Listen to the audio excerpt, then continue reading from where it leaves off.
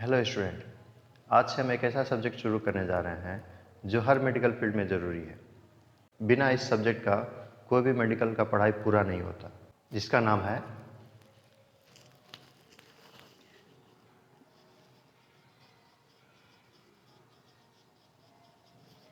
Anatomy and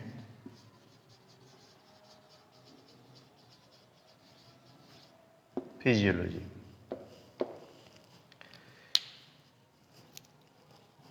आज हम इस सब्जेक्ट का ओवरव्यू समझेंगे कि इस किताब में है क्या क्या, हमको पढ़ना क्या क्या है, और डिटेल जो है आगे की क्लास में करेंगे। एनाटॉमी एंड फिजियोलॉजी, ये दो वर्ड सुनने में मुश्किल लगता है, मगर है बड़ा सिंपल अगर सिर्फ समझे तो एनाटॉमी मतलब होता है पार्ट्स, किसी भी पार्ट्स। जैसे मान के चलिए अभी हम लोग मेडिकल में पढ़ रहे हैं, ह्यूमन के बारे में पढ़ेंगे, ह्यूमन एनाटॉमी के बारे में पढ़ेंगे, तो उसको लेके अगर चलते हैं तो एनाटॉमी का मतलब होता है बॉडी पार्ट्स,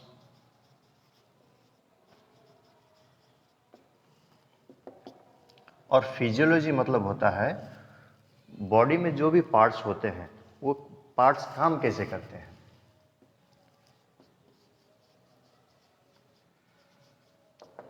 फंक्शन, जिसको हम लोग फंक्शन कहते हैं, एक्चुअली उसको फिजियोलॉजी ही कहा जाता है, पर कहते हैं फंक्शन है तो समझने में आसानी होता है।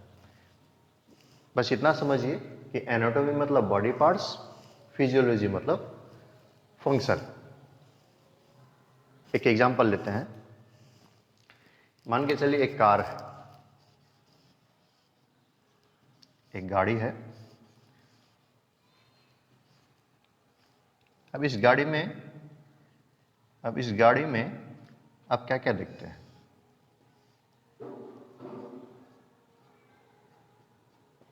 इस गाड़ी में आप क्या क्या देखते हैं?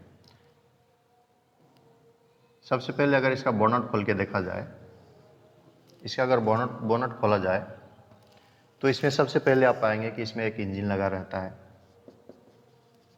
स्टीयरिंग व्हील होता है, दो पहिए होते हैं, व्हील होते हैं। तो ये कार का पार्ट्स है, जिसको हम लोग बॉडी पार्ट्स कहते हैं। अब ये बॉडी पार्ट्स इसका काम कैसे करते हैं? मान के चलिए स्टीयरिंग घुमाते हैं, तो स्टीयरिंग घुमाने से चक्का कैसे मुड़ता है, ठीक है। इंजन फ्यूल से कैसे चलता है, ब्रेक मारने से गाड़ी रुकती कैसे है, इसका जो स्टडी होता है उसको हम लोग फंक्शन कहते हैं। तो सिंपल समझना है, एनाटॉमी मतलब बॉडी पार्ट्स, फिजियोलॉजी मतलब फंक्शन। यहां तक समझ में है? यहां तक क्लियर है? अब आगे इतना समझने के बाद एक क्वेश्चन मन में आता है कि ये बॉडी बनी कैसे है, या बनी किस चीज से है। तो इसको भी एक एग्जांपल से समझते हैं। एक बिल्डिंग लेते हैं, जिस तरह एक घर बनाने के लिए रॉ मटेरियल का जरूरत होता है, ईंट हो गया, सीमेंट हो गया, रॉड हो गए, ठीक है, ये सब इसका रॉ मटेरियल है। अब ये रॉ मटेरियल भी बनी कैसे है? इसमें वाटर है, ठीक है, केमिकल है। तो वाटर केमिकल वगैरह मिला के क्या करते हैं, सैंड वगैरह मिला के क्या करते हैं, एक ईंट बनाते हैं। उसी तरह हमारे बॉडी का भी एक छोटा सा यूनिट है, सिंगल लिविंग यूनिट है, जिसको हम लोग सेल कहते हैं। ये सेल जो है वाटर प्लस मॉलिक्यूल,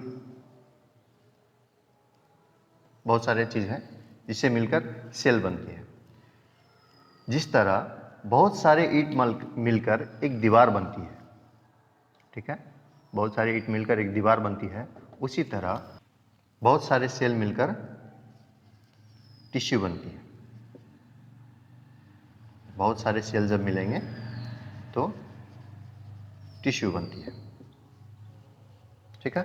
जब बहुत सारे दीवार मिलती हैं